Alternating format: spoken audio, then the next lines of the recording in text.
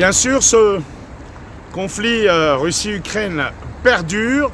Néanmoins, ici, en Russie, à Moscou, où je me trouve actuellement, il y a une actualité et qui va démarrer dans les jours qui viennent, puisqu'il va y avoir des élections qui concernent les Russes ou la partie russophone ou les populations russes du Donbass. Alors une élection avec beaucoup de journalistes qui sont invités, dont je fais partie, et des observateurs internationaux. Alors c'est ce qu'on appellera l'autodétermination des peuples. Cela existe pour le Kosovo, cela a failli exister pour les Arméniens dans le Haut-Karabakh, mais malheureusement c'est une autre histoire qui se termine bien mal pour les Arméniens. Quant aux Russes, dans le Donbass, la Crimée, on a vu ce que ça a donné, et dans les jours qui viennent, les observateurs et la presse seront là pour voir le délibéré et surtout comment se passe le processus des élections dans le Donbass, Lugansk, Donetsk et toute cette région.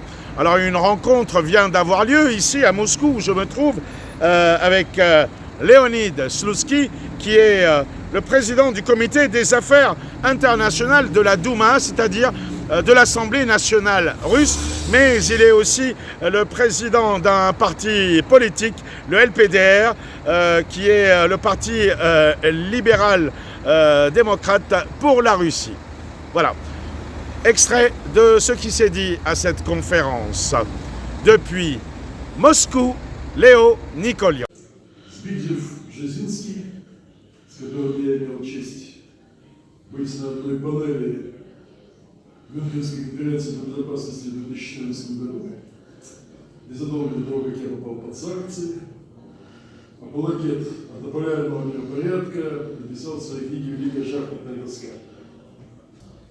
Движимая парадигмой Збигнева Бжезинского, в 2014 году наши, как я их называю, стратегические друзья, на самом деле геополитические оппоненты в Соединенных Штатах, стали создавать праворадикальные организации типа правого сектора. Создался Украина во главе с президентом Януковичем, в лице президента Януковича отказалась от подписания соглашения о партнерстве с Европейским Союзом. Нас не связывает более 6-й протокол к Европейской конвенции по правам человека.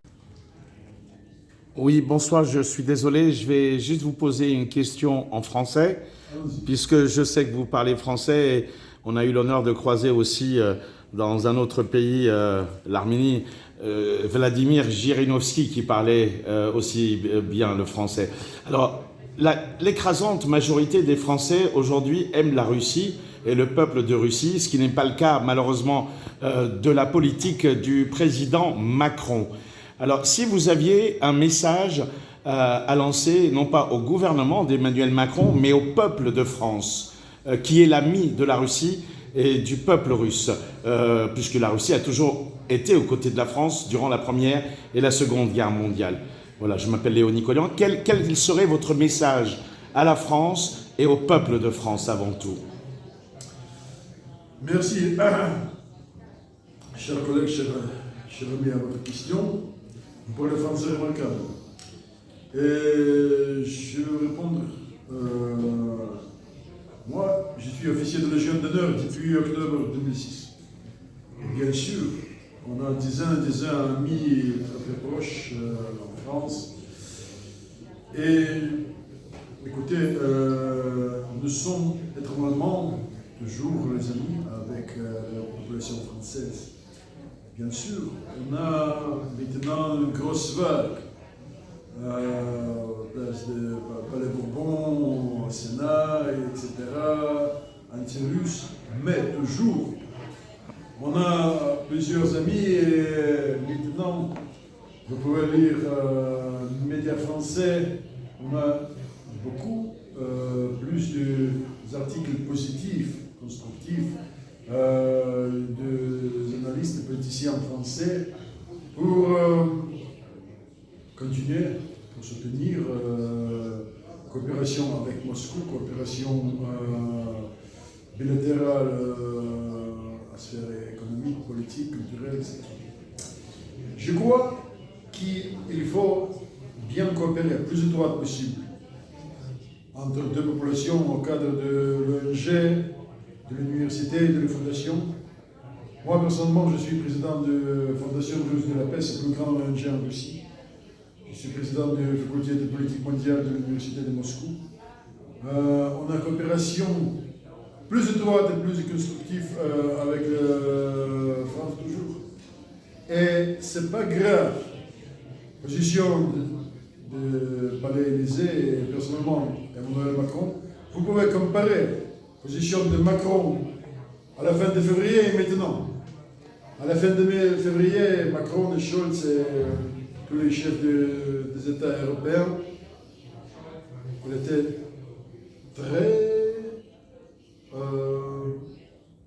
vraiment très tranquilles, très calmes. Et Monsieur le Président Poutine, peut-être, on va trouver le chemin. C'est maintenant Macron très agressif. Pourquoi? Parce que on n'a pas finalisé l'opération spéciale au début de mars.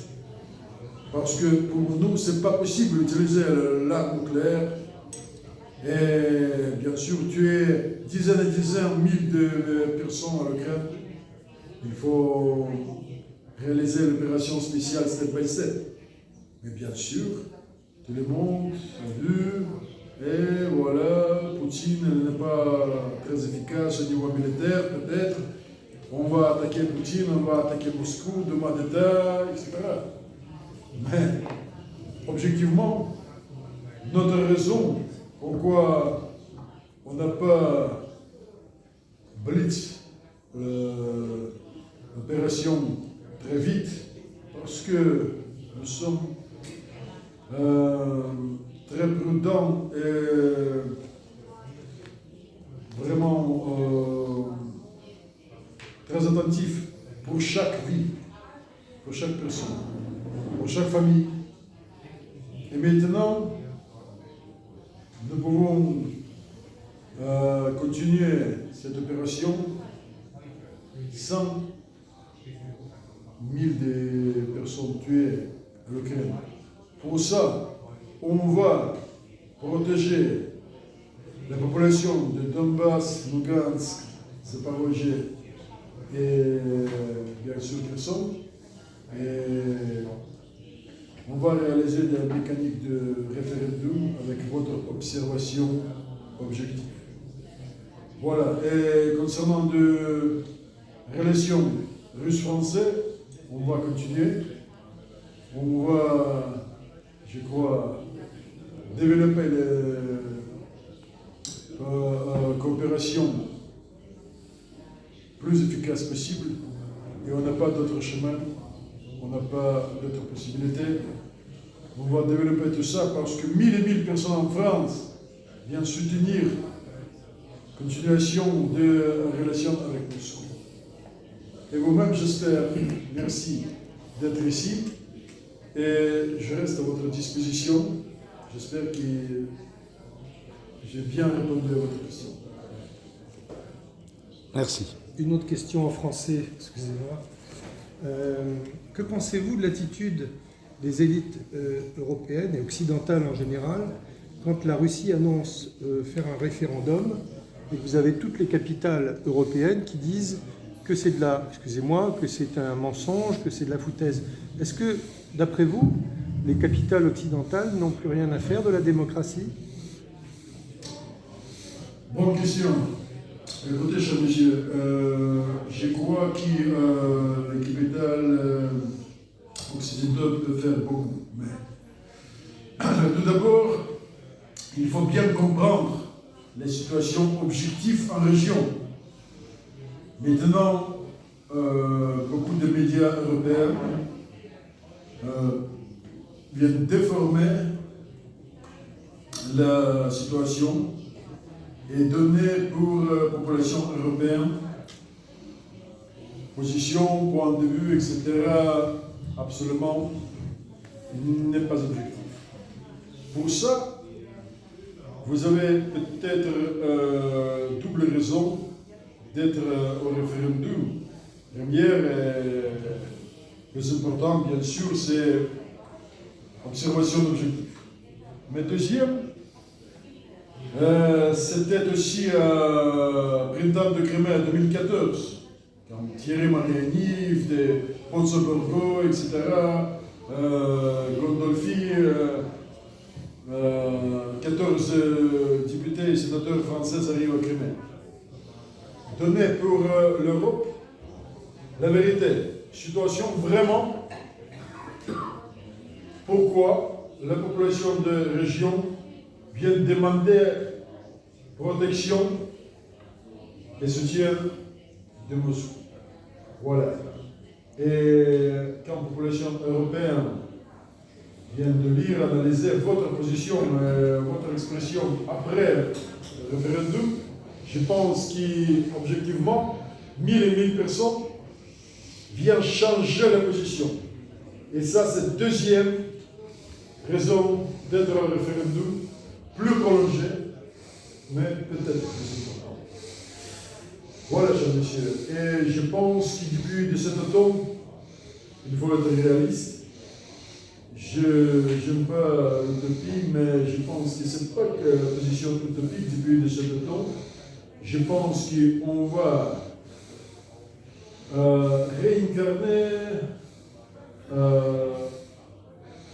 et rénover, modifier notre coopération avec la majorité absolue du capital. Je pense qu'avec votre soutien, avec votre vérité que vous pouvez transmettre pour toute l'Europe, on a bonne chance pour de vos coopérations vraiment très efficaces. Bien sûr, c'est pas possible de faire à un moment, c'est pendant le temps, mais je crois qu'on a bonne chance avec nous ensemble. Voilà. Chers collègues, dear colleagues, dear colleagues, any questions, please? Very sorry, I cannot speak Russian. I want to thank you first for your kind consideration of